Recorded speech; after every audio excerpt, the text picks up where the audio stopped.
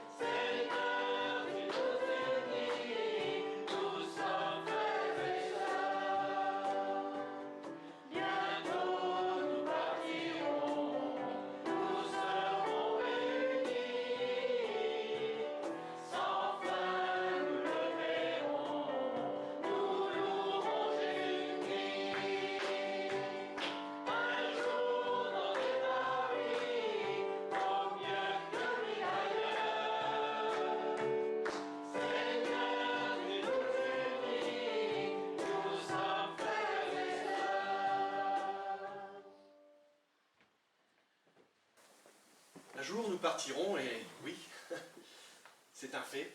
Nous devrons tous quitter ce lieu, mais est-ce qu'on va le regretter? Ah, je vois qu'il y a beaucoup de têtes qui font non. Pourquoi on ne va pas le regretter? Dites-moi. Voilà. Un jour dans tes parvis vaut mieux que mille ailleurs. Être dans la présence de Dieu, être devant lui. Alors, il y a des temps où on peut être devant lui seul, mais le Seigneur a voulu avoir une multitude devant lui et avec lui, et pour lui. Et ça, c'est ce qu'il y a de... On pourrait dire que c'est un miracle. Parce qu'aucun homme n'a pu réussir à faire cela, si ce n'est que Jésus-Christ. Parce que lui seul, déjà, pouvait accomplir cet acte d'amour, mais d'amour parfait, et en plus, lui seul pouvait être agréé de par son sacrifice par lui. Tout simplement. Alors, un jour dans tes parvis, oui, vaut mieux que mille ailleurs. Alors, bienvenue à nos frères et sœurs qui nous ont rejoints. Salut Guy, salut Lydie, salut les grands. On va continuer un petit peu dans cette lecture. J'ai soif de Dieu, du Dieu vivant. Quand pourrais-je venir me présenter devant Dieu? Quand? Et là, peut-être le Seigneur va te dire, attends encore un petit peu. Peut-être sera-ce, on ne sait pas, dans quelques semaines, dans quelques mois, quelques années, je ne sais. Puisque le Seigneur a déjà déterminé notre point de départ et notre point d'arrivée. Il est maître et souverain sur chaque seconde de ta vie. Et si tu essayais même d'allonger ta vie d'une coudée, comme nous le dit ta parole, eh bien ça serait niette. Pas possible. Et même si tu penses que tu peux la raccourcir, c'est que déjà, il avait lui déjà prévu que ça allait être à ce moment-là. Il le sait, puisqu'il est prescient. Quand pourrais-je venir me présenter devant Dieu? Alors ce sont parfois des moments difficiles que l'on peut passer, des moments, et là le psalmiste le dit, mes larmes sont le pain de mes jours comme de mes nuits. Sans cesse on me répète, ton Dieu, mais où est-il? Et peut-être parfois on entend dans les discussions qu'on peut avoir dans la semaine, certaines formulations pour un peu moqueuses.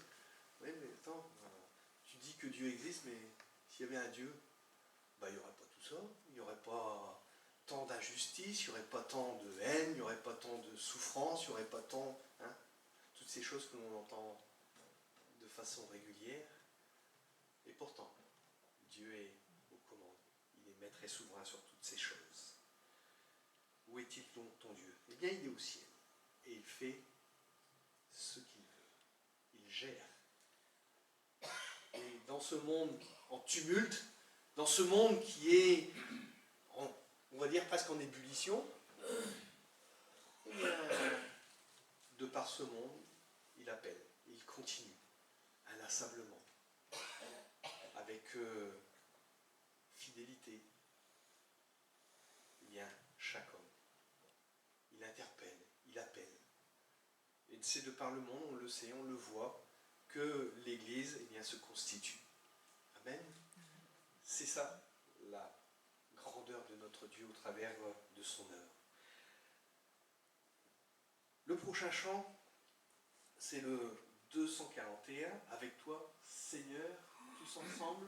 Nous voici joyeux et sûrs de ton amour. Ça, c'est quelque chose qui doit être comme une parole gravée, comme dans le marbre. Vous connaissez cette expression, une parole gravée dans le marbre. Quelque chose qui... Parce que le marbre, apparemment, a cette particularité, même le temps ne l'altère pas par l'érosion ni quoi que ce soit. Ou alors il faut y aller marteau-burin, mais quand vous avez quelque chose qui est gravé dans le marbre, ça ne s'efface pas. Eh bien, pour nous, ça doit être la même chose. Avoir cette conviction d'être aimé de notre Dieu. On chante tous ensemble.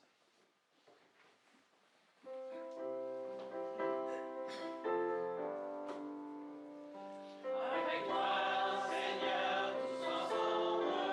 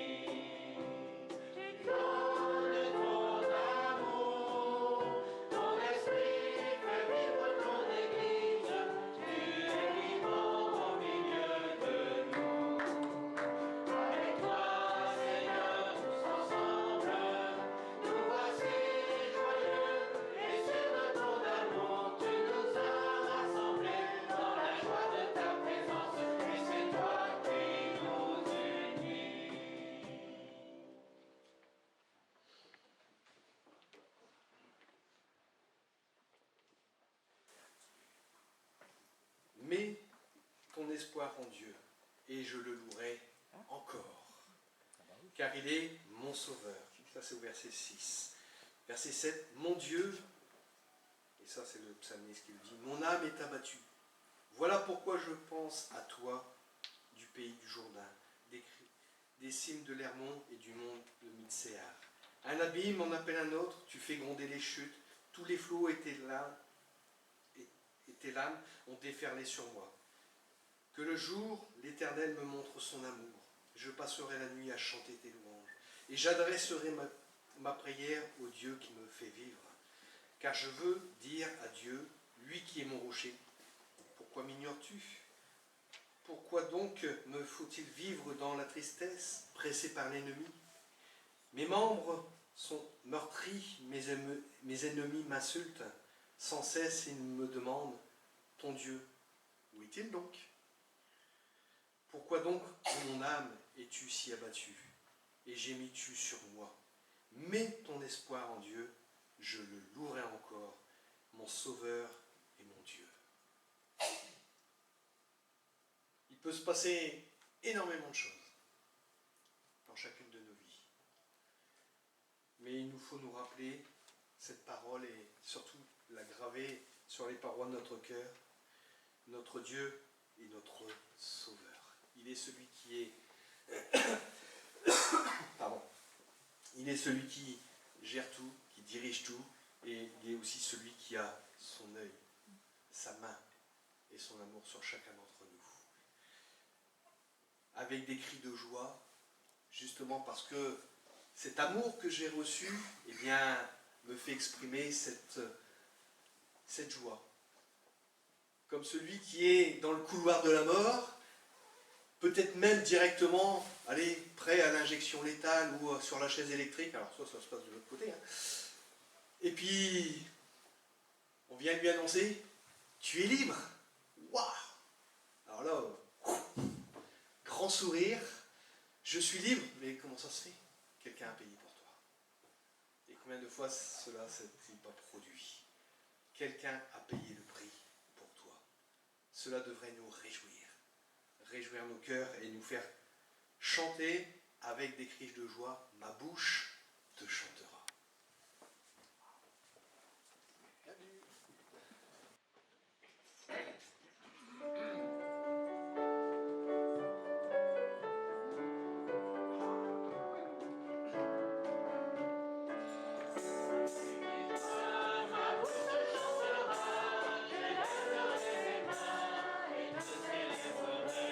Avec des cris de joie, ma bouche chantera, j'élèverai les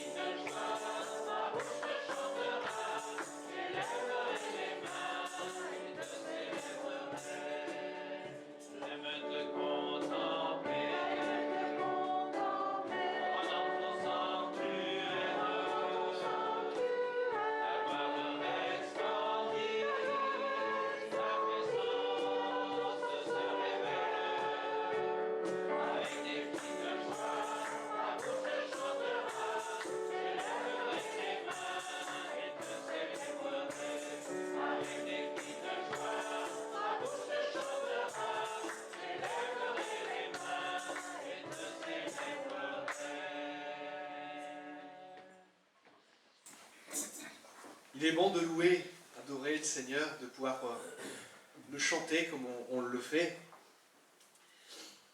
Il est bon, comme on vient de le chanter, de pouvoir proclamer certaines vérités, parce qu'on ne peut pas toutes les énumérer dans un chant, il serait trop long, mais au travers de celui que j'ai choisi ensuite, mais qui pourrait décrire ta beauté? Elle est d'une perfection, on peut dire divine, la beauté de son amour, sa patience, sa persévérance dans le combat qu'il a dû mener, il a été jusqu'au bout. Il n'a pas fléchi, même pas un genou. Il n'a même pas baissé les yeux devant ceux qui le frappaient. Certes, pendant un temps, ils lui ont couvert le visage, mais je pense qu'il n'a pas baissé les yeux devant personne. Il a simplement rendu l'esprit quand il a dit « Père, voilà, tout est accompli. J'ai accompli l'œuvre que tu m'avais donné de faire pour sauver ceux que tu allais me donner, tous ceux que tu avais préparés pour ton salut. » Alors, qui décrira la beauté de ton amour? Trop belle pour nos mots. On peut essayer de comprendre, on peut essayer de chercher à comprendre, mais pourquoi, Seigneur? Nous étions que de vils pécheurs, pleins de toutes sortes de vanités, d'orgueil, et j'en passe. Et pourtant, le Seigneur nous dit, voilà ce que j'ai fait pour toi. Viens, ça va changer. Ça, c'est ce que le Seigneur nous propose. Un changement radical pour lui ressembler. Qui décrira la beauté de ton amour, l'éclat de ta beauté, trop belle de ton amour? La raison ne peut la comprendre, les yeux ne peuvent la sonder. Il n'y a que l'Esprit de Dieu qui peut sonder les profondeurs de Dieu. Et cette profondeur, elle est infinie, tellement notre Dieu est grand. Voilà. Quelques notes de musique, et on y va.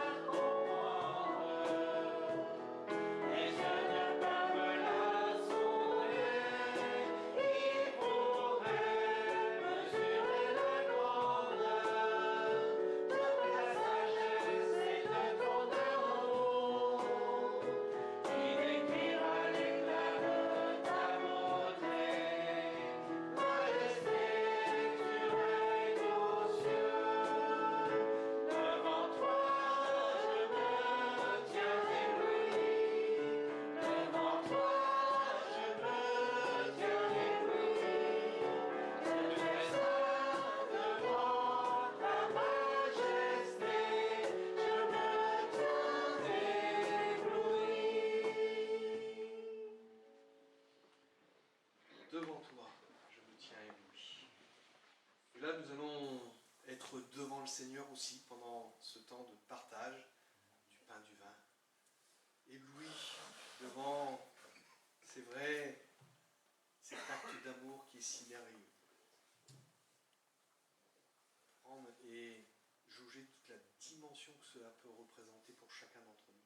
De prendre ce morceau de pain, de prendre ce fruit de la vigne, tout en reconnaissant que au travers de ces deux éléments, il y a une volonté de réunion avec le Seigneur. Faites ceci en mémoire de moi. Alors, nous allons le faire, c'est vrai, de façon individuelle, mais nous allons le faire aussi de façon commune, parce que de par la surface de la terre, tous ceux qui vont se rassembler aujourd'hui et qui vont communier, prendre ce pain, ce vin, eh bien, on peut penser à eux. Et même ceux qui sont dans ces lieux où il y a la persécution, il y a l'opposition, eh bien, on communie avec eux. Parce qu'un jour, la délivrance sera là. Le Seigneur a déjà tout accompli, il a déjà tout fait. Paul, c'est toi qui officie, je te laisse donc la place.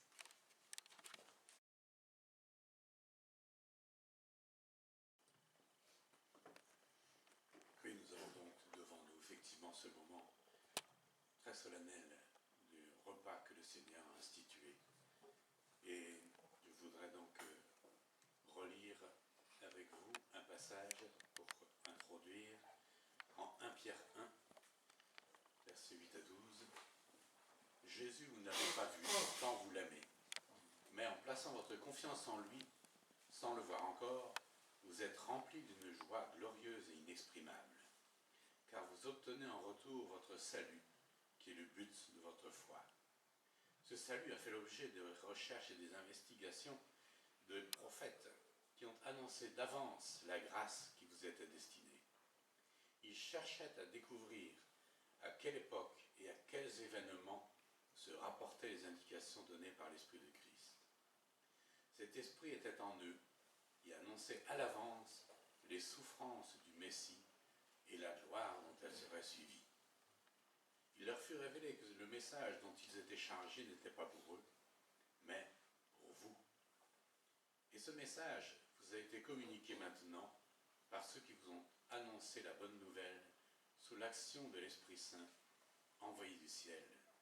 Les anges eux-mêmes ne se lassent pas de le découvrir. On voit donc dans ce repas que nous allons prendre que le Seigneur Jésus occupe une place centrale. L'enfant de Dieu se souvient de lui.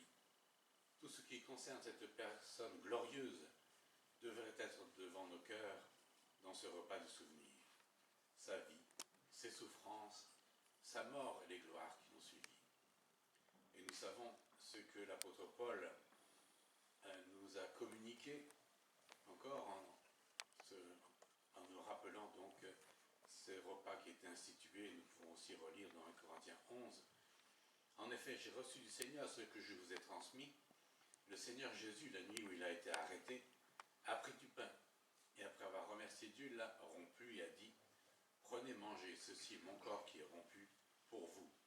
Faites ceci en souvenir de moi. » De même, après le repas, il a pris la coupe et a dit « Cette coupe est la nouvelle alliance en mon sang. Faites ceci en souvenir de moi toutes les fois que vous en boirez. En effet, toutes les fois que vous mangez ce pain, que vous buvez cette coupe, vous annoncez la mort du Seigneur jusqu'à ce qu'il vienne. » Alors, nous savons que la traduction littérale de l'expression « en mémoire de moi », on peut aussi dire « pour vous faire penser à moi ». Cela signifie donc « pour que vous pensiez à moi ». C'est un mémorial, un rappel. Dans cette phrase « faites ceci en mémoire de moi », il y a donc trois vérités importantes qui devraient être une source d'instruction pour chaque croyant. On a vu donc une première vérité, c'est que donc le Seigneur occupe une place centrale dans ce repas, mais la scène du Seigneur s'adresse aussi uniquement à ceux qui sont sauvés, ceux dont les péchés ont été effacés par la mort du Seigneur Jésus sur la croix. Et seul un enfant de Dieu peut se souvenir du Seigneur Jésus. Comment quelqu'un qui ne croit pas pourrait-il se souvenir d'une personne qu'il ne connaît pas du tout? Mais le mot mémoire, pour que vous pensiez, il est aussi donc un terme très solennel, puisqu'il n'est utilisé que 2 fois dans le texte original du Nouveau Testament, et cela souligne son importance. On le voit pour la première fois dans le verset que nous venons de citer, donc dans 1 Corinthiens 11. Et la deuxième mention se trouve dans l'Épître aux Hébreux. Un acte qui remet en mémoire les péchés chaque année, chapitre 10, verset 3. Il est utilisé dans cette lettre pour montrer que les sacrifices de l'Ancien Testament rappelaient aux fils d'Israël les péchés commis. Tous les sacrifices d'animaux qui étaient offerts chaque année montraient aux adorateurs que leurs péchés étaient toujours là. Et en fait, ces offrandes ne pouvaient pas les effacer. Quel contraste avec la part du croyant aujourd'hui. Alors, quand nous nous retrouvons au premier jour de la semaine, aujourd'hui, pour rompre le pain, le fondement sur lequel nous sommes rassemblés est solide. Nos péchés, en effet, ont été effacés pour toujours et personne n'en reparlera plus. Alors, réunis autour du Seigneur, prenons le repas de souvenir. Nous ne sommes pas occupés de nos péchés, car ils ne sont plus. Nous sommes plutôt occupés de la personne glorieuse qui les a enlevés en payant un si grand prix. L'abandon de Dieu et la mort sur la croix. Oui, notre Père, combien nous pouvons célébrer ce moment où ton cher Fils est venu sur cette terre et a accompli ce pourquoi il était venu, ce pourquoi il avait dressé sa face résolument vers Jérusalem. Et il a ainsi tout accompli pour notre délivrance, par ce sacrifice suprême, cet abandon qu'il a subi sur cette croix infâme, pour subir à notre place ce jugement du péché. Et ainsi, nous voulons te louer, t'adorer encore en ce moment, en nous souvenant de ce sacrifice suprême que le Seigneur a accompli pour nous. Ainsi encore, nous prenons ces éléments, et cela nous le faisons encore en t'adressant cette prière au précieux de notre Seigneur Sauveur Jésus. Amen. Quelque chose pour les enfants? Donc je laisse. Cette semaine, j'ai eu un souci informatique. J'ai dû préparer le sujet d'aujourd'hui sur une tablette plutôt que sur mon ordinateur où je peux couper, coller. Avec une tablette, je sais pas, ça ne me semble pas encore évident quand on n'a pas l'habitude. Donc, je ne sais pas, il y a des choses qui vont être dans le désordre, quoi. Le titre de la prédication d'aujourd'hui, c'est Moïse, son engagement en tout cas, et à partir d'Exode 3 et suivant. Donc, on est parti pour un marathon. Mais pour, disons, un peu situer le sujet d'aujourd'hui, vous vous souvenez, enfin, on se souvient que la famille de Jacob, du patriarche Jacob, s'était installée en Égypte pour échapper à la famine. La famine qui sévissait en Canaan. Il a envoyé une délégation de ses fils et finalement, la famille a constaté que les conditions de vie étaient idéales, car Joseph, qui avait précédé la famille, l'un des fils de Jacob, donc Joseph, l'avant-dernier fils, il avait organisé la gestion de la famine, de la crise alimentaire plutôt. Et en Genèse 47, verset 10, on voit même que Jacob était très heureux d'arriver là. Il a même béni le pharaon de l'époque pour son accueil. Donc les Juifs sont arrivés là-bas et on les a autorisés d'aller s'installer dans le pays de Goshen où l'herbe est verte, je veux dire. Donc c'était idéal pour des bergers d'arriver dans un endroit favorable. Il y a de nombreux pharaons qui se sont succédés, mais les bienfaits de Joseph, eux, sont tombés dans l'oubli. Au bout de 400 ans, maintenant, c'est un peu normal. C'est un peu normal d'oublier après un certain temps ce qui s'est passé. C'est la même chose pour nous. Moi, je ne me souviens pas de l'histoire d'il y a 400 ans. Si vous n'avez pas de livre ou le temps que vous pouvez consacrer à ça, on oublie. Donc à son arrivée en Égypte, la famille de Jacob comptait 70 personnes, 70 membres. Et maintenant, 400 ans plus loin, il se compte par centaines de milliers. Ça fait du monde, c'est comme si, comme si un autre peuple envahissait la France et qu'ils étaient plus nombreux, on ne serait pas très heureux. Enfin, les Belges non plus. Donc, les Hébreux, finalement, ont commencé à faire peur aux Égyptiens. Et comme on le lit déjà dans la Genèse, il a été dit à Abraham que le peuple, que les Juifs allaient arriver en Égypte, mais qu'ils seraient persécutés, qu'ils seraient réduits à l'esclavage. On leur impose des conditions de travail inhumaines pour les exténuer, pour les fatiguer à l'extrême, et pour qu'ils n'aient pas l'envie de penser à une libération ou à un soulevant. Et on veut aussi surtout les exterminer. On leur impose une limitation brutale des naissances. Les enfants masculins doivent être mis à mort par des sages-femmes dès la naissance. Mais l'Éternel veille. Dieu veille et finalement les sages-femmes sont complices de Dieu. Et elles prétendent à Pharaon qu'elles arrivent toujours en retard pour persécuter, pour tuer ou pour persécuter donc les petits juifs, les petits hébreux qui naissent. Les enfants masculins donc doivent être mis à mort.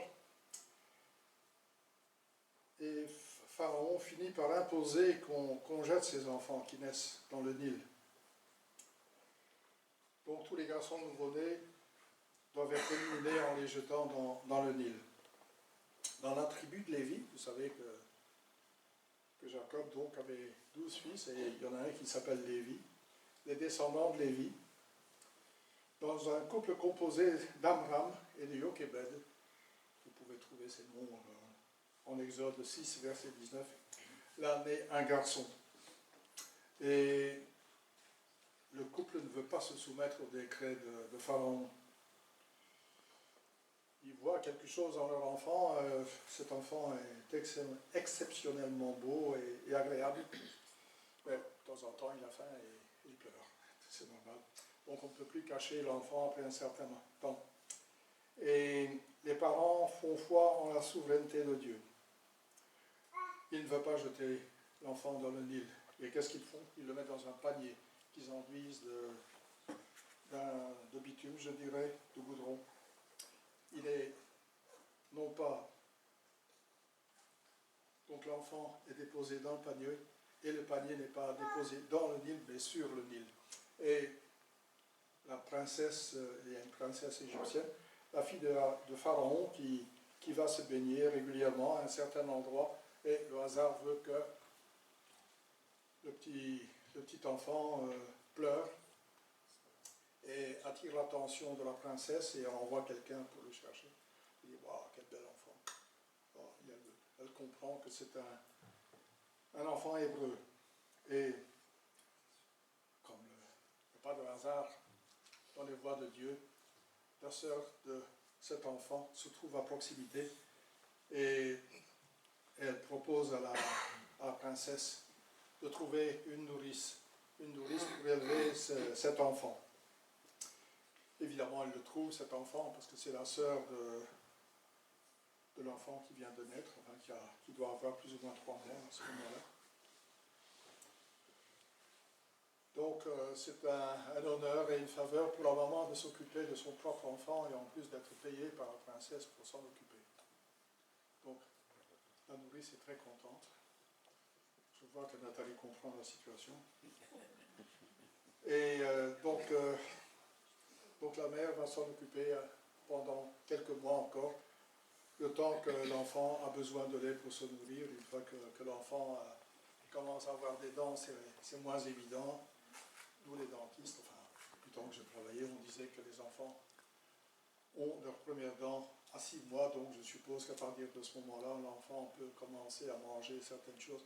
vous les Français, vous avez une personne illustre en France dans l'histoire. Je peux vous avouer que Louis XIV est né avec une dent. Donc je place à Maurice. Le mieux, c'est d'enlever cette dent surnuméraire pour que la nourrice ne finisse pas avec des infections. Donc, l'enfant est adopté par cette princesse et elle lui donne un nom. Un nom qui veut dire tiré des eaux. Donc c'est Moïse. Moïse, bah, vous le saviez tous, hein, bien sûr. L'histoire n'a plus de secret pour vous. Donc il a eu une éducation à la fois juive, un début, et surtout un bagage intellectuel égyptien. Et devenu adulte, Moïse ne veut pas être appelé le fils de la princesse, le fils de la fille de Pharaon. Il s'identifie à ses frères de race et il veut prendre leur cause. Donc quand il voit ses compatriotes, je dirais, réduits à l'esclavage, battus, frappés, insultés, toujours entre la vie et la mort, tellement ils sont maltraités, il prend leur cause. Et un jour, il voit un de ses frères hébreux qui se fait tabasser. Je ne sais pas si le mot est français. Ouais, faut dire. Donc il se fait frapper dessus. Et Moïse regarde à droite, à gauche. Il s'assure que personne ne le voit et il finit par donner quelques coups à cet Égyptien qui est tellement zélé, Moïse, qu'il finit par tuer cet Égyptien. Oui, il le cache dans le sable, il y a beaucoup de sable alors en Égypte. Et donc, il pense que personne ne l'a vu. Et Moïse est content de son geste et il se dit, oui, ben, je suis quelqu'un. Après avoir passé 40 années à la cour de Pharaon, Moïse a 40 ans à ce moment-là. Donc, il compte à présent sur ses propres capacités qu'il a acquises là-bas en Égypte. Il a opéré de sa propre initiative, sans compter sur Dieu. Mais les témoins l'ont vu, et ils se disent, oui, est-ce que c'est toi qui vas nous commander maintenant?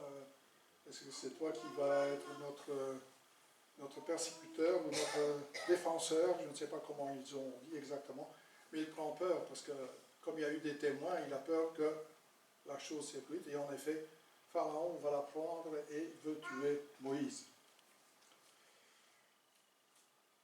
Moïse s'échappe, il s'enfuit et il arrive au pays de Madian.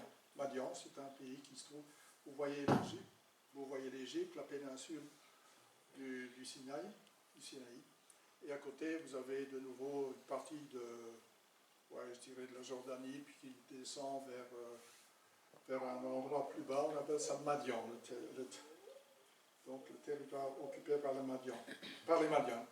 Pardon. Il devient un berger et il se marie comme par hasard avec la fille de quelqu'un qui est prêtre en plus et qui s'appelle Réouel et qui un peu plus loin s'appelle Jéthro.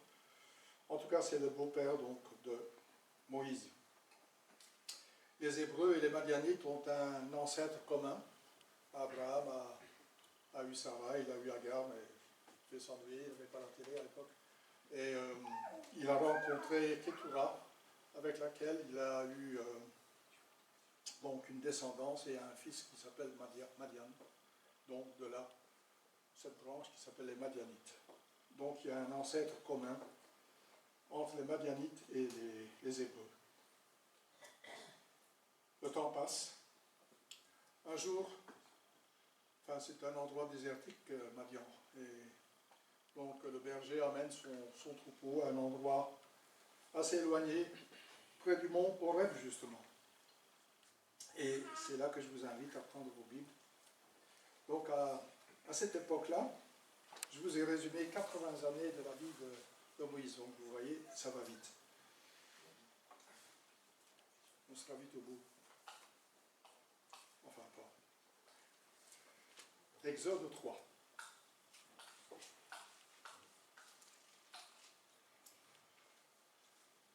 Moïse faisait paître les brebis de son beau-père Jéthro, prêtre de Madian.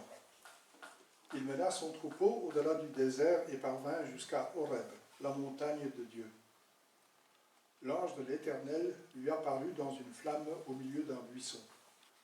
Moïse aperçut un buisson qui était tout embrasé et qui, pourtant, ne se consumait pas.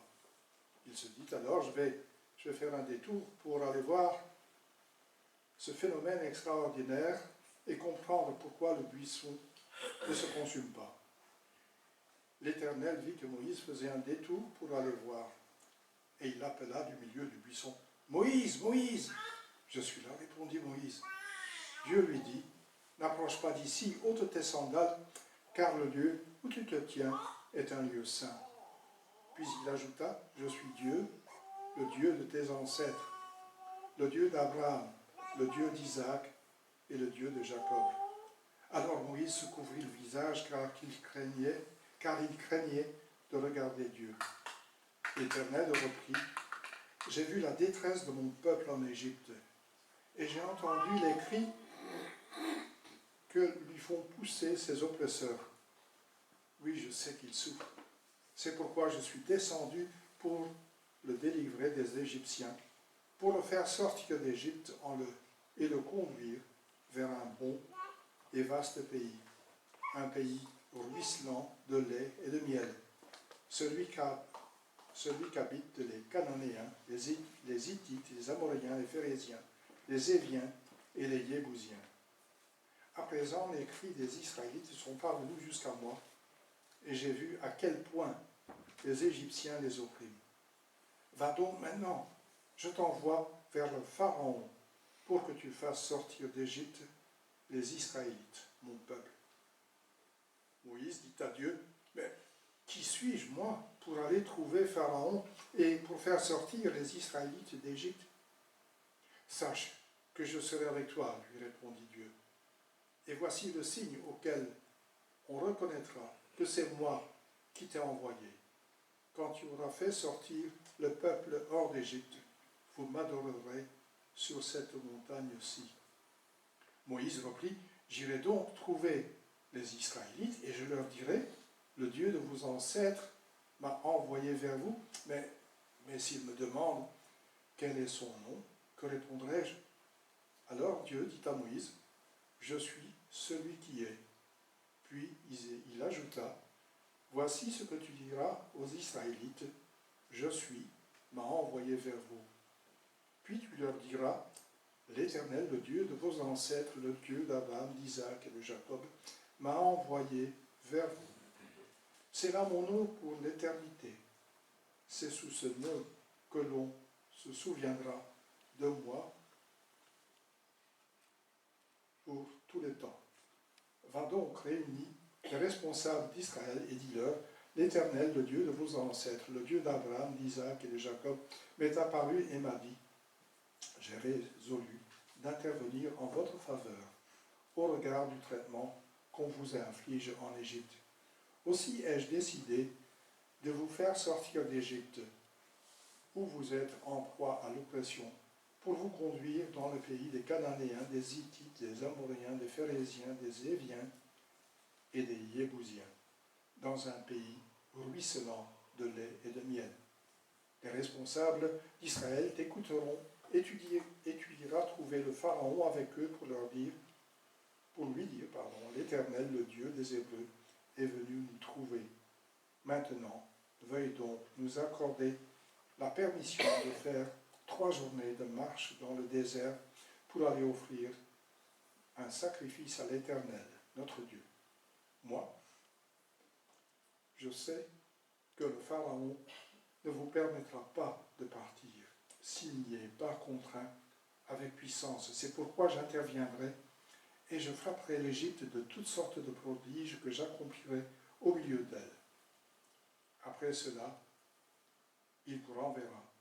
Je ferai gagner à ce peuple la faveur des Égyptiens, de sorte qu'à votre départ, vous ne vous en irez pas les mains vides.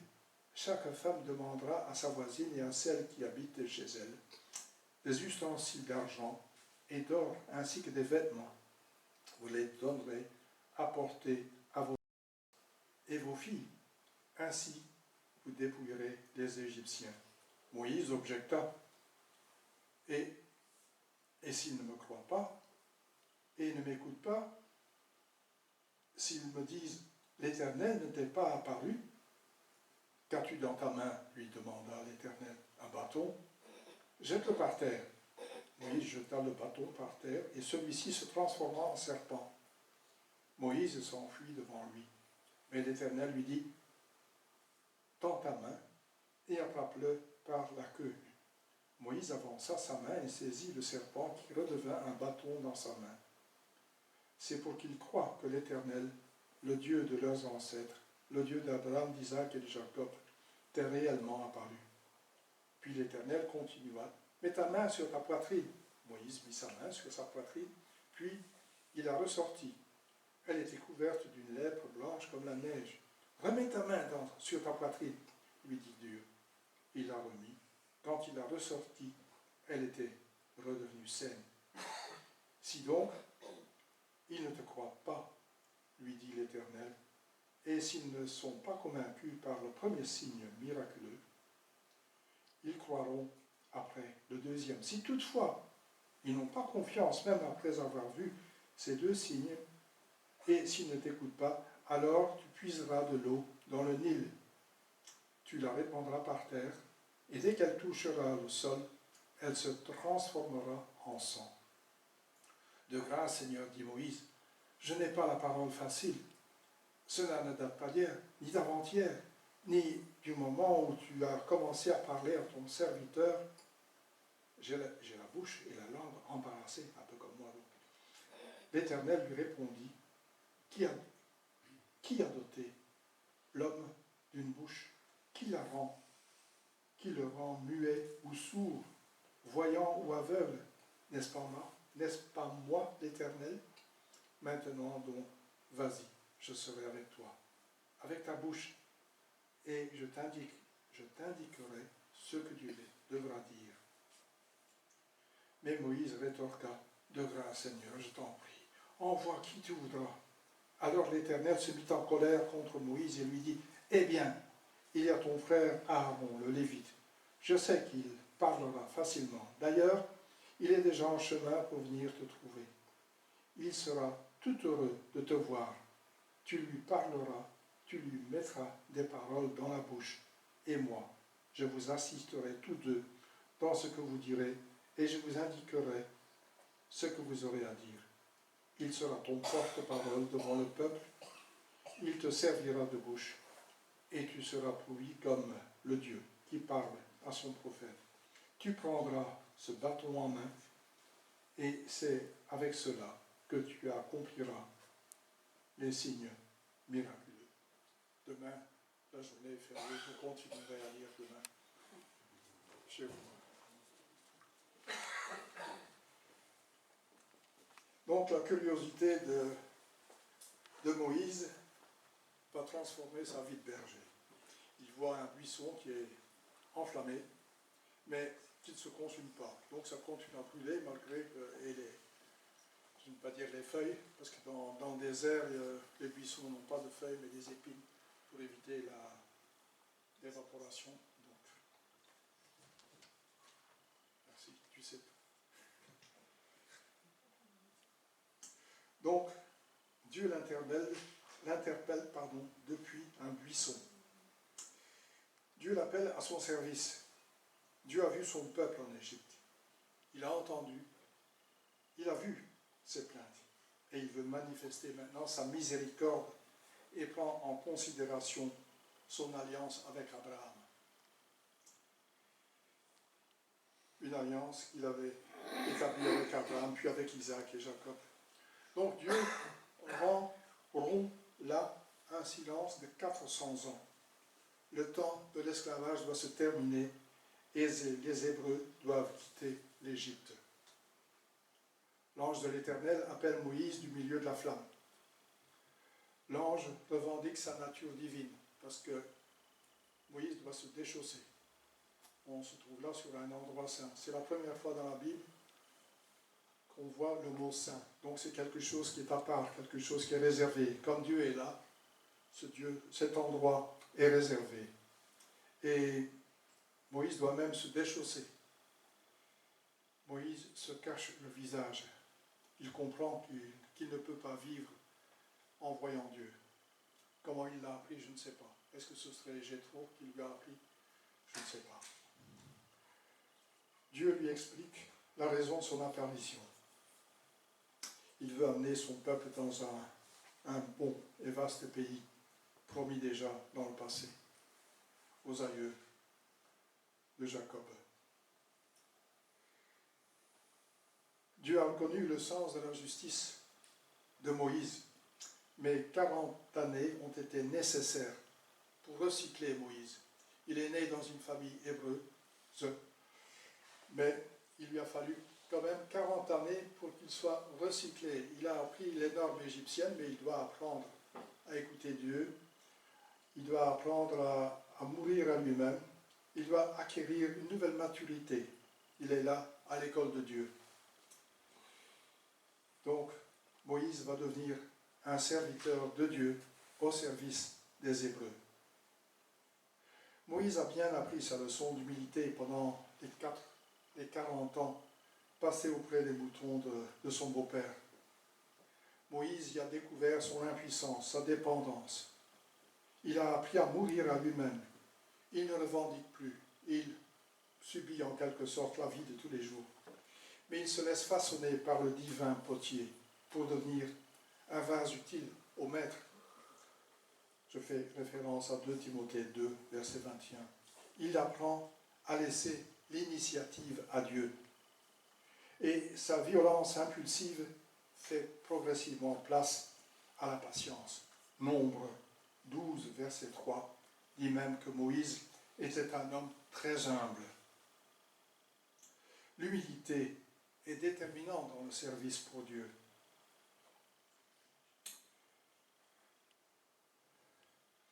Cela prend du temps pour apprendre, non pas à se servir de Dieu pour nos propres projets, mais à se laisser se servir, à le laisser lui se servir de nous pour exécuter le plan que Dieu a. En réponse à l'appel de l'Éternel, Moïse essaie de le convaincre de son incapacité. Il trouve des excuses. Et à chaque reprise, Dieu le convainc du contraire. Et même quand Moïse suggère à Dieu d'envoyer quelqu'un d'autre, Dieu finit par se fâcher. Et à ce moment-là, il lui fait comprendre qu'Aaron, son frère, donc le frère de Moïse, son frère va servir de porte-parole de Moïse. L'Éternel va communiquer des directives à Moïse. Moïse va les communiquer à Aaron qui parle plus facilement. Parce que finalement, je pense que Moïse a un peu perdu le sens de la parole à force de parler aux moutons. Quand on ne reçoit pas de réponse, ce n'est pas très instructif. Il n'y avait pas de livre à la bibliothèque comme ici, donc il n'y avait pas de bibliothèque non plus. Donc, la solution est trouvée par Dieu. Et cette solution semble plaire à Moïse. Et Moïse s'engage. Il est mandaté par « Je suis ». À son ordre de mission, Moïse répondit à Dieu « Qui suis-je, moi, pour aller trouver le Pharaon et pour faire sortir les Israélites d'Égypte ?» À la place de Dieu, nous aurions répondu « Moïse, enfin, tu as fréquenté l'école égyptienne, même celle fréquentée par les princes. Tu es la personne la mieux formée pour rencontrer les autorités. Même un nouveau pharaon, tu as passé 40 ans dans les palais. Tu t'es fait des relations. Moïse, allez, enfin, ressaisis-toi.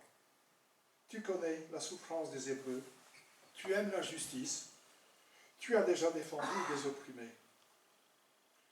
Tu as protégé ta belle famille, il a protégé ses belles sœurs quand elles allaient puiser de l'eau. Moïse aime ce qui est juste. Tu as pris soin du troupeau durant la 2e période de ta vie. À 80 ans, on peut dire que tu as une sacrée expérience. Tu es un meneur d'hommes maintenant. Dieu répond, toutefois, autre chose. Dieu répond, je serai avec toi. Moïse est rassuré par la présence de Dieu. La présence de Dieu fera toute la différence. Dieu lui a en quelque sorte dit, ton identité est rattachée à mon identité, puisque c'est moi qui veux t'envoyer. Il promet qu'une fois libéré de l'emprise de Pharaon, il reviendra pour l'adorer ici même. Donc Dieu l'a appelé depuis le mont Horeb. Moïse est envoyé vers son peuple pour le sortir d'Égypte, et Dieu lui dit, tu vas revenir ici même avec le peuple. Et c'est là que le peuple va comprendre que je t'ai envoyé, moi. Donc, Dieu dit, je serai avec toi. Ta confiance et ta valeur ne seront pas ébranlées quand tu iras voir le Pharaon. Je suis là pour toi, avec toi. S'il ne t'écoute pas, je resterai avec toi. Nous aussi, nous pouvons affronter la vie avec confiance. Nous pouvons nous mettre au service de Dieu sans crainte. Et il nous appelle. Parfois, c'est un frère qui nous appelle. Parfois, nous sommes interpellés à faire quelque chose dans l'Église. Nous ne sommes pas des consommateurs. Parfois, nous sommes fiers de dire, nous sommes un royaume de sacrificateurs. Un sacrificateur se met au service de Dieu et intervient. Donc, ici dans l'Église, nous ne voulons pas être des consommateurs, mais des exécutants. Nous voulons être des sacrificateurs que Dieu veut que nous soyons. Nous sommes des enfants de Dieu. Et par notre foi en Jésus, nous avons choisi son camp. Dieu veille désormais sur nous. Et depuis la Pentecôte, le Saint-Esprit même nous habite. Il ne peut pas être au plus près de nous, il est en nous. Il est avec nous.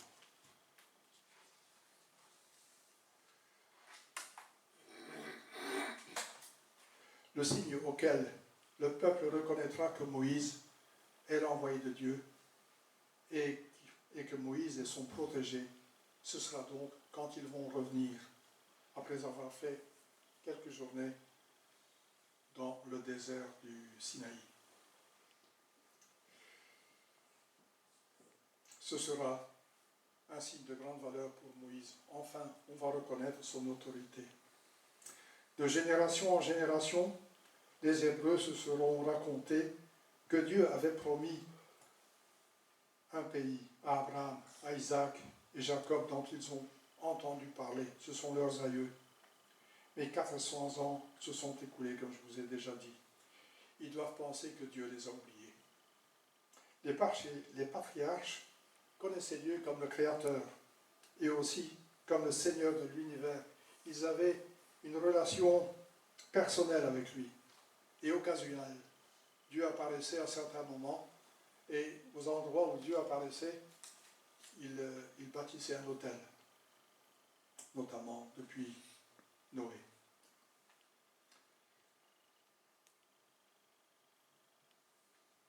En Égypte, les Israélites sont devenus des esclaves. Ils sont maltraités, exterminés, car ils sont trop nombreux d'après les normes égyptiennes.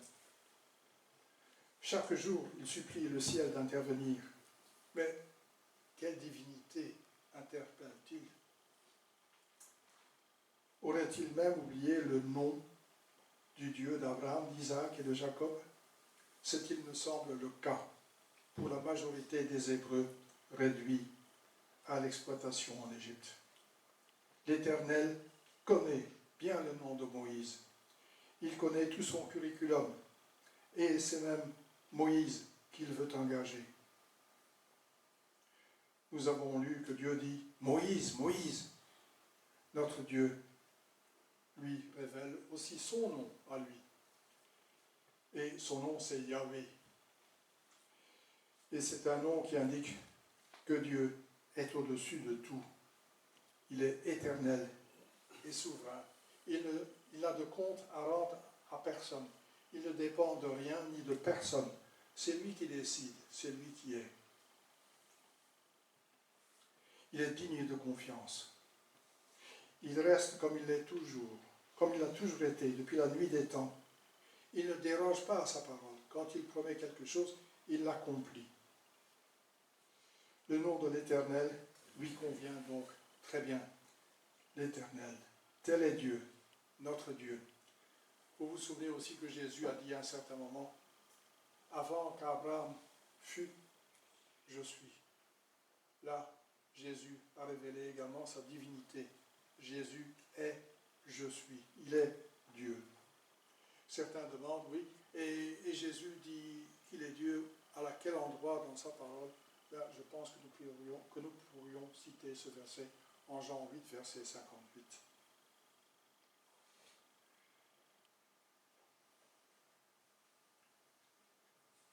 Que doit-on répondre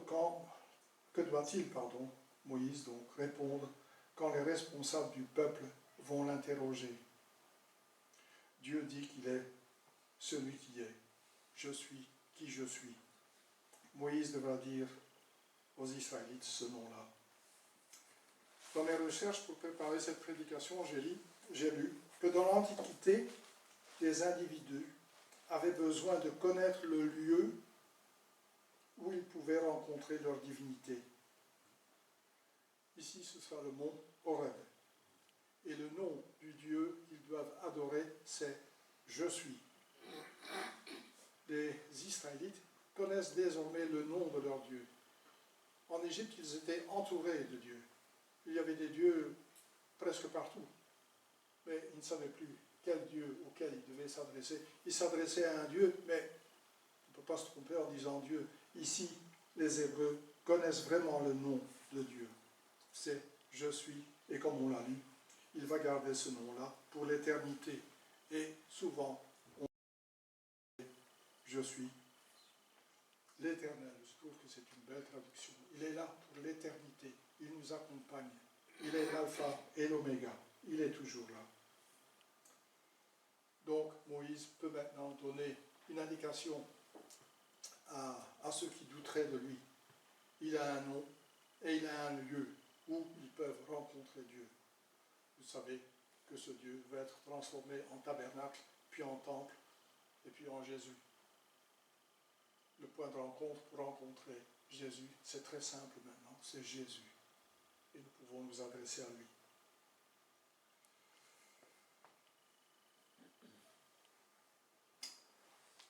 Au chapitre 4, Moïse objecte. Pour convaincre les Hébreux qu'ils parlent bien au nom de l'Éternel, l'Éternel lui donne des moyens. Un bâton qui peut devenir un serpent, sa main qu'il peut mettre sur sa poitrine et qu'il sort et qui est couverte de lèpre blanche.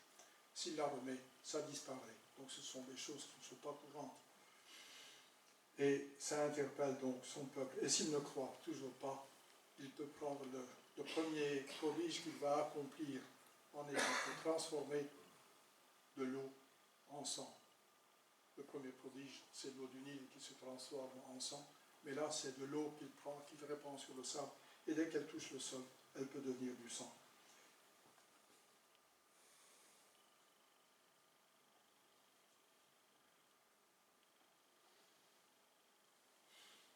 Et Dieu peut se servir de nous aussi pour donner de bons coups. Un jour, un frère hollandais m'a dit, avec une personne qui ne se croit pas capable d'intervenir, Dieu peut prendre un bâton qui n'est pas droit, mais il peut donner des coups qui sont droits, eux. Donc, n'hésitons pas à servir notre Seigneur. Et puis, Moïse estime aussi que son éloquence est désastreuse. Mais Dieu le rassure encore. C'est lui qui a créé la bouche. C'est lui qui peut rendre muet. C'est lui qui donne la vue. C'est lui qui rend certains aveugles. C'est lui qui rend certains muets. Mais Dieu est capable, il a créé la bouche, il est capable de donner les mots nécessaires à Moïse. Donc, Moïse a quelque chose pour... Il y a de quoi être rassuré, mais Moïse a peur. Moïse demande encore à Dieu de trouver quelqu'un d'autre. Donc, et Dieu, vous le savez, donc il peut utiliser la bouche d'Aaron. Qu'est-ce qu'on apprend de ce que nous avons lu? C'est qu'il est toujours préférable de répondre à l'appel de Dieu, même sans avoir trop confiance en soi. Mais il faut avoir une confiance humble en Dieu, qui nous équipe. S'il veut se servir de nous, c'est qu'il est capable de faire quelque chose de nous. Nous ne devons pas hésiter. Moïse est la juste personne qu'il a choisie pour mettre fin à l'esclavage des Hébreux et pour conduire ses compatriotes dans la terre promise à Abraham. C'est la raison de l'engagement de Moïse. Nous ne savons pas comment cette journée-ci va se terminer. Tout comme Moïse, en sortant d'ici tantôt, nous devons rester attentifs. Dieu peut nous interpeller d'une manière ou d'une autre. Nous devons, comme Moïse, garder nos yeux et nos oreilles en éveil. Dieu peut nous appeler à son service, même si nous sommes très occupés, même si nous disons « Oh, j'ai déjà tant à faire ». Quand ma femme me voit dans mon bureau en train de préparer une prédication, elle me dit « Tu es encore occupé? Tu n'as jamais fini ?» Je dis « Mais écoute, c'est mon passe-temps. Moi, j'aime m'occuper de lire mes bouquins, parce que j'en ai acheté chez Odazine, mais maintenant je dois les lire aussi. Donc, et ça me rend très heureux de lire des bouquins. Donc, même au travers d'une lecture, vous pouvez être interpellé par Dieu. Dieu est fidèle. Il aime à la fois les individus en particulier, nous l'avons déjà évoqué ce matin, et il nous aime aussi comme peuple, son peuple. Nous sommes son Église. Et on l'a dit, il nous a rassemblés en nous rendant l'habitation du Saint-Esprit qui nous relie les uns aux autres. Nous ne sommes pas des individus isolés, mais le Saint-Esprit nous relie. Et j'ai souvent cherché un petit dessin pour expliquer ça. Je dirais, oui, on s'accroche au ciel et on s'accroche à notre frère ou à notre sœur. Enfin, pas trop près des sœurs. Enfin, vous comprenez, je vous accroche avec l'amour fraternel. Et nous avons appris que Dieu s'appelle « Je suis ». Il est éternel. On pourrait l'appeler Jéhovah. Mais il y a une communauté qui circule. Ce sont des gens qui circulent par 2 ou 3 et qui aiment s'appeler les témoins de Jéhovah. Quand moi je rencontre un témoin de Jéhovah, je vous fais une suggestion, appelez-les plutôt les témoins de la tour de garde. C'est leur premier nom. Donc, et là, ils se demandent comment ils savent ça, mais le premier nom des témoins de Jéhovah, c'était les adeptes de la tour de garde. Donc, nous, chrétiens, nous sommes tous témoins de Je suis, de Jéhovah, que Louis II a traduit en éternel. Éternel, nous pouvons nous adresser à lui car il est immuable, il ne change pas. Il a un plan et ce plan, il va l'accomplir. Nous l'avons déjà évoqué. Une sœur a prié. Jésus nous prépare une place près du Père maintenant. Nous serons bientôt dans la maison du Père. Nous avons un Dieu merveilleux et comme je vous l'ai dit, nous devons rester attentifs comme Moïse. Nous devons nous laisser interpeller. Alors, on ne va plus voir un buisson qui ne se consulte pas, mais Dieu nous interpelle. Nous avons la parole et c'est merveilleux de pouvoir lire la Bible. Il nous interpelle. Comme j'ai dit, Dieu est miséricordieux et compatissant. Il a vu la douleur des Hébreux. Il a entendu ses plaintes. Il n'est pas intervenu plus vite. On pourrait dire, mais je prie, mais Dieu n'intervient pas. C'est que Dieu a un timing bien précis. Nous avons entendu les 6 peuples qui occupent le pays de Canaan. Ils étaient là, mais on lit à d'autres endroits de la Bible qu'il attendait que le temps soit mûr. Il attendait, parce que ces peuples, il les a chassés à un certain moment parce qu'ils étaient idolâtres et peut-être qu'ils n'étaient pas encore assez idolâtres au début de l'époque qu'ils étaient en Égypte. Donc on a donc dû attendre 400 ans. Nous devons aussi, nous tous, apprendre à patienter. On prie. Un frère nous a dit dernièrement qu'il prie et qu'il n'obtient pas réponse, mais on prie. on prie pour Suède.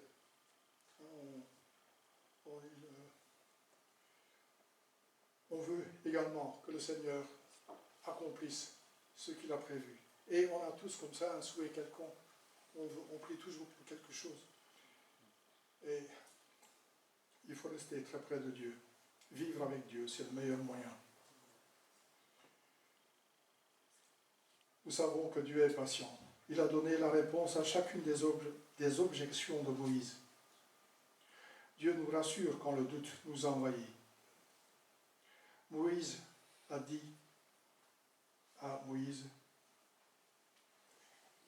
je suis. Et quand Moïse a dit, mais je ne suis pas, qui suis-je? Mais je ne suis rien du tout, qu'il a dit au Seigneur. Le Seigneur a pu lui dire, je suis, moi, en moi, tu peux faire confiance.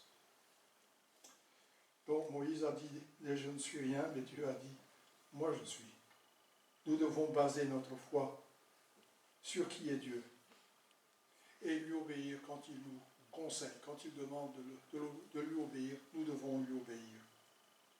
La foi voit les possibilités, tandis que la méfiance ne voit que des obstacles. Nous devons placer notre confiance en Dieu. Et il faut cesser de mettre l'appel de Dieu en doute quand il veut nous engager pour accomplir une tâche en faveur de son Église. Si la tâche semble dépasser nos capacités, prenons l'exemple de Moïse. Pensons à Moïse. Et pensons aussi à ce que Jésus a dit sur cette montagne en Galilée. Je serai avec vous jusqu'à la fin des temps, jusqu'à la fin du monde. J'ai reçu la toute-puissance. Je suis avec vous. Nous pouvons nous avancer avec assurance. Dieu tient ses promesses, quelles que soient nos impressions ou nos réactions, ou même les réactions autour de nous. Certains vont dire, oh, c'est pas vrai. C'est pas vrai que Dieu va se servir de toi. Mais enfin, Dieu n'est pas assez puissant. Non, Dieu veut faire des tas de choses avec nous. Pour nous, pour lui d'abord. Il veut construire une église qui soit belle. Et nous voulons parler en bien de l'église. Nous voulons être derrière l'église et mettre tous nos moyens, toute notre force, toute notre énergie au service de notre Dieu. Soyons comme Moïse et disons, oui Seigneur, je m'engage à te suivre. Je m'engage à te servir. Amen.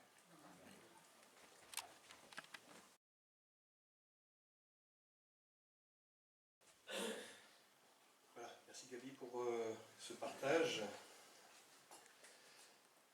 Quelques annonces vont apparaître.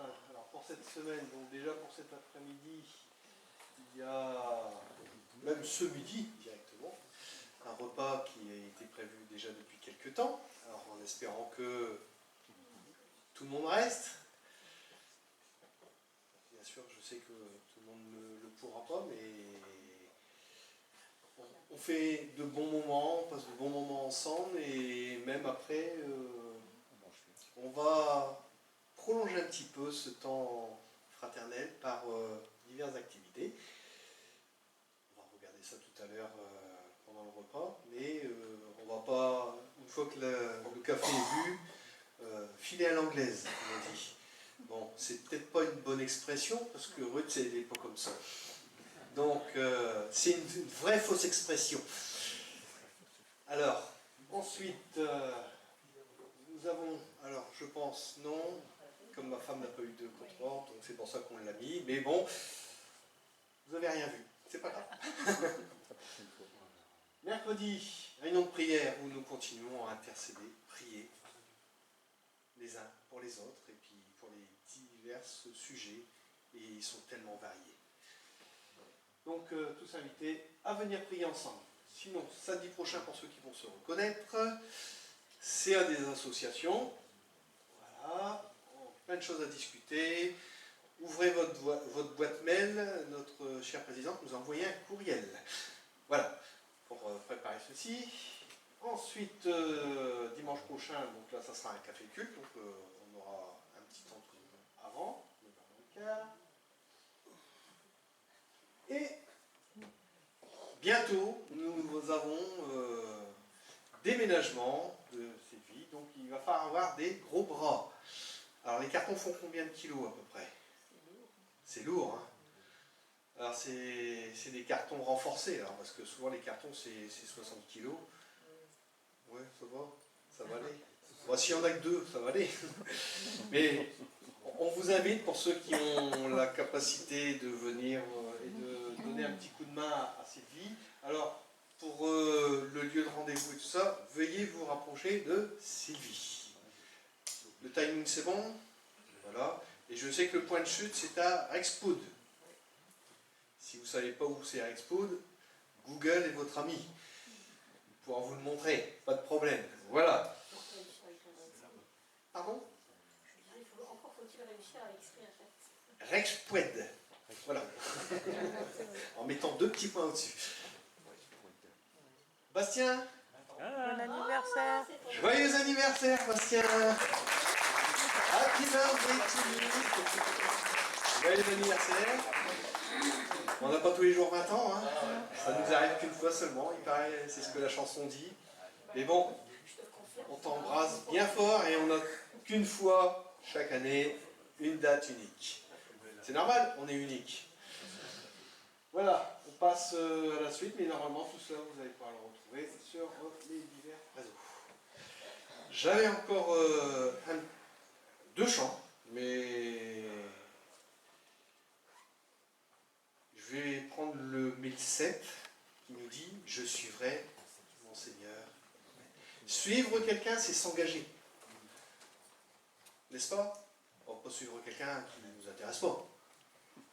Non. Donc, je suivrai mon Seigneur et mon Maître. Et après quoi, il y a que Dieu vous bénisse et vous raccompagne. Ou restez ici pour partager ce temps de la gamme fraternelle. 2, 3 notes et c'est parti.